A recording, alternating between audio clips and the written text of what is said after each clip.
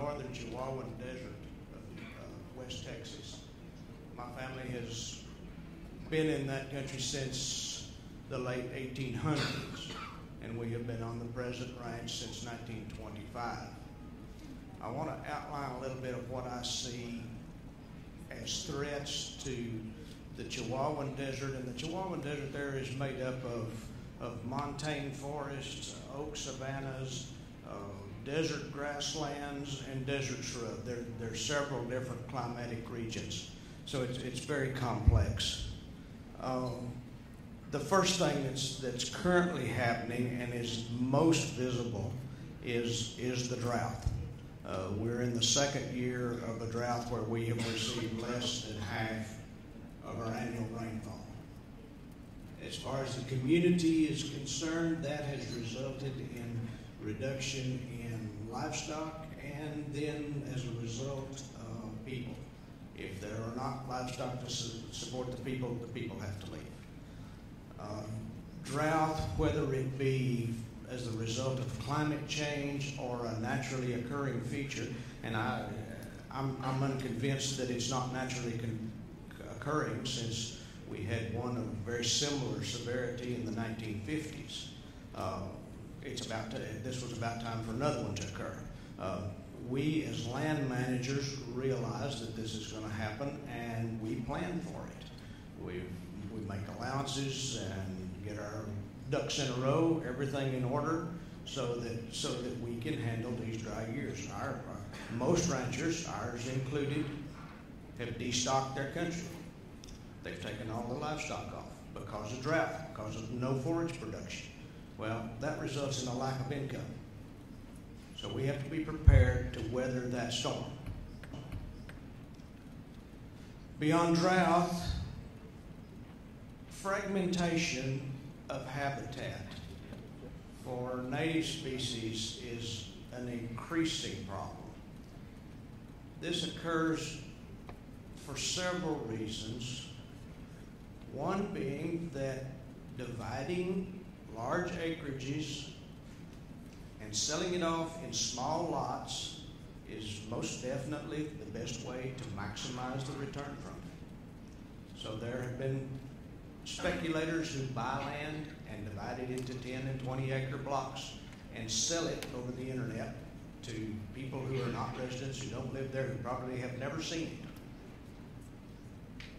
Most of the time, those pieces revert back to the taxing entities because people can't make a living on 10 or 12 acres. They can't. It's not sustainable. They think they're buying something as an investment, and it's almost worthless desert grassland. Fragmentation also occurs because of inheritance.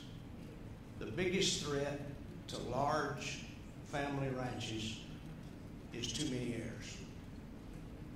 There are too many people to divide it up amongst, and the resulting portions are not large enough to be sustainable.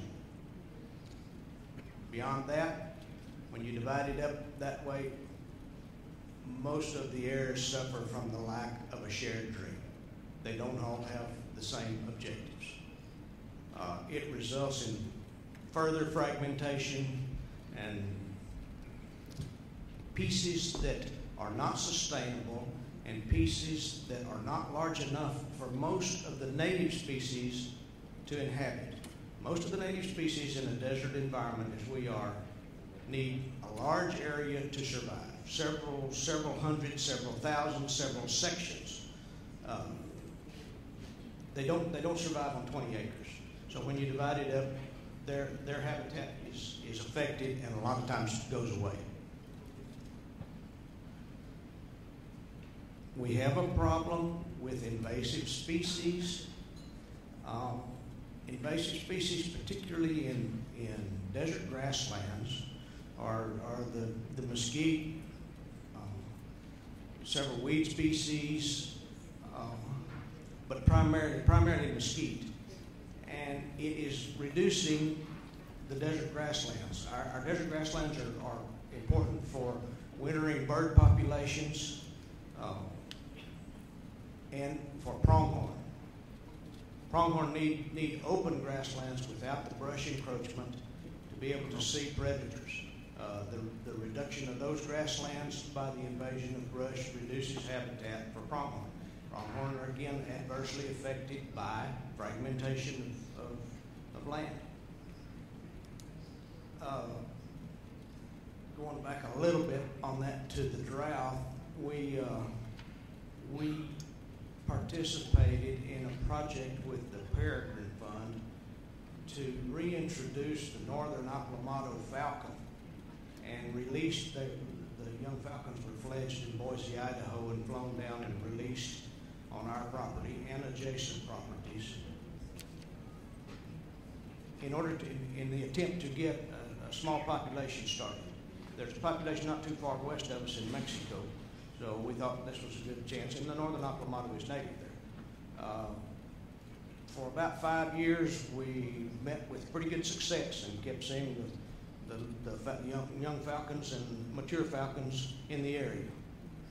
The drought hit in 2011, and I think we've seen one falcon since then. They were totally affected by that and the lack of small game. There were no insects, no grasshoppers, nothing for them to feed on. There's no small game, and they became the victims of larger birds.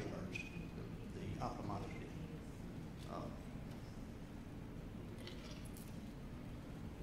Fragmentation results also in a different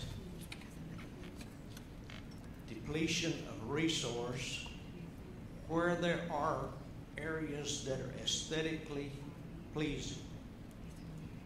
Those ranches those properties have fragmented and sold to people, and a lot of these people are moving there and living there. Unfortunately, a lot of this is in the montane areas up where, in the nice forest areas. They got to have water. They all have a well. They're all pumping out of the same cup. I've served on the Underground Water Conservation District for Jeff Davis County, and we realized that we're getting more and more people drinking out of the same place. Olympia Creek now no longer runs because there's so many people living at the headwaters that they're taking out all the water out of the aquifer, and there's not sufficient to run down the creek. That's in a little contrast. Things are so confused out there that we kind of welcome new people there. We're a county of about 22,000 acres. 22,000 sections, and we have about 2,200 people, 22 to 2,600 people. So we're very sparsely populated. The little town where I live in Valentine is just about to dry up. There's just about to be nobody there. I think we now have about 187 people because it was entirely reliant on the railroad. It was not reliant on anything that happened around it. The railroad is centralized, moved to El Paso, and all the people have gone with it. We're very much in danger of losing our little community. And should we ever lose our school, we will be without a community. The community will die, as has happened in Toria and Barstow and several other communities that consolidate. We continue to see desertification of the grasslands. The desert shrub area continues to move into desert grasslands. Some of that probably in the early days was very much due to overgrazing. Currently, there's not that much overgrazing. Many managers are much better than that, and they're not allowing that to happen. Be that as it may, drought, climate change are resulting in reduction of desert grasslands. We keep working toward some solutions for these things and have considerable assistance from the NRCS with the USDA,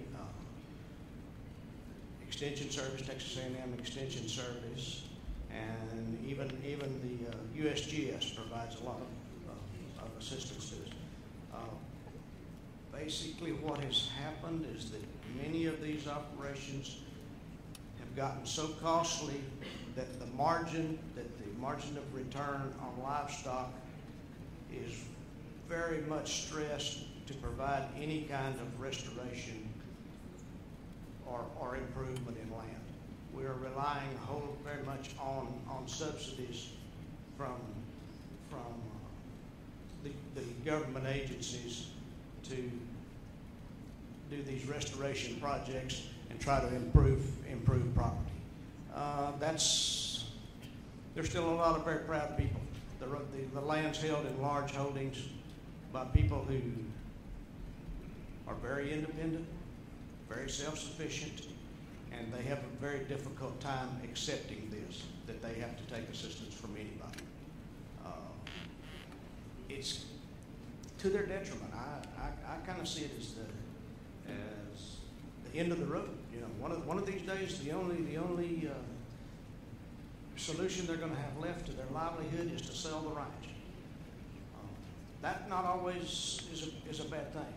There are buyers out there who have put together tremendous amounts of property, approaching 1 million acres in one holding, and he's done it entirely as an investment, but it's prevented the land from being fragmented, and he's done a very good job of managing it.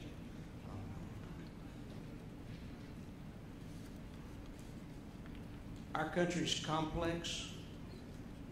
It's very fragile. We have a lot of problems.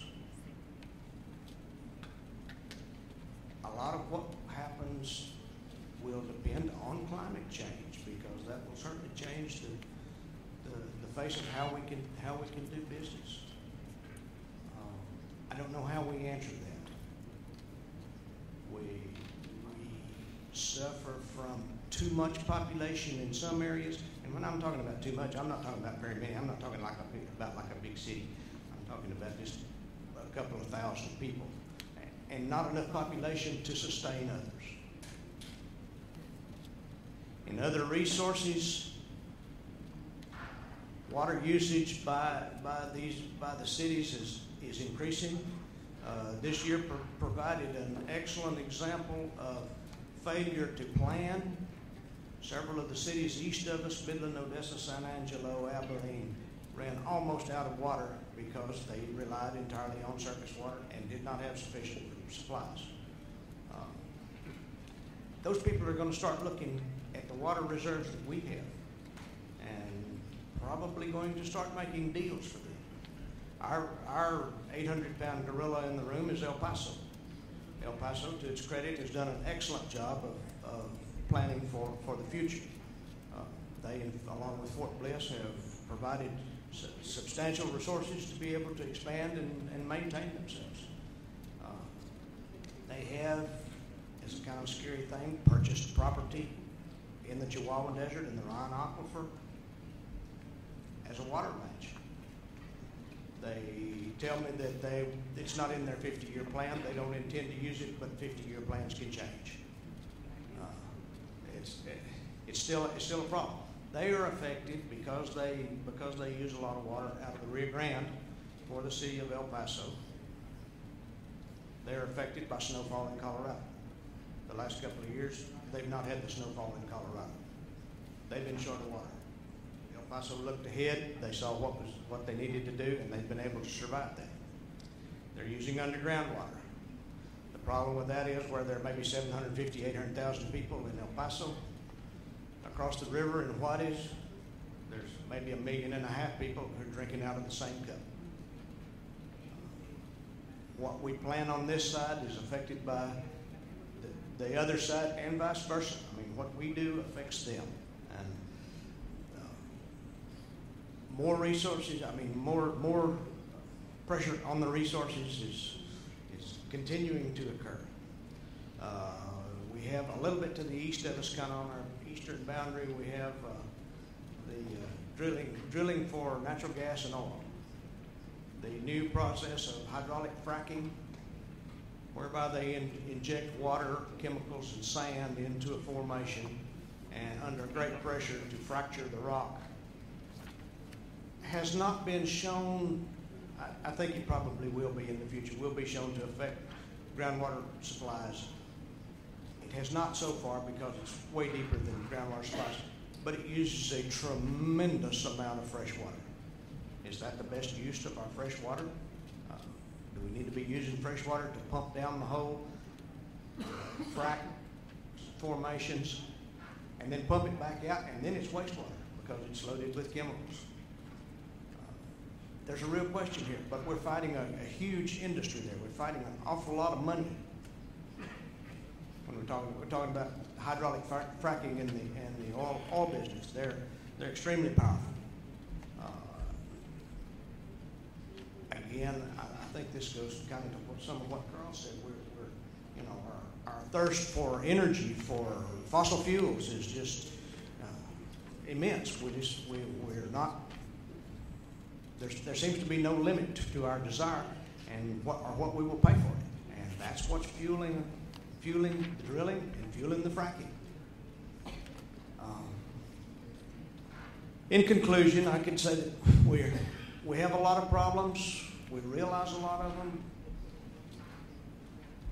I appreciate forums such as this to be able to visit with other folks about what they're doing and what we might use to address some of our problems, and hope that we can preserve a way of life that we enjoy, and perhaps we can share it with other people. We're only here for a short time. We only take care of this land for a short time. It's not ours. We're only the stewards, and we need to leave it in a better condition than we found it. Thank you.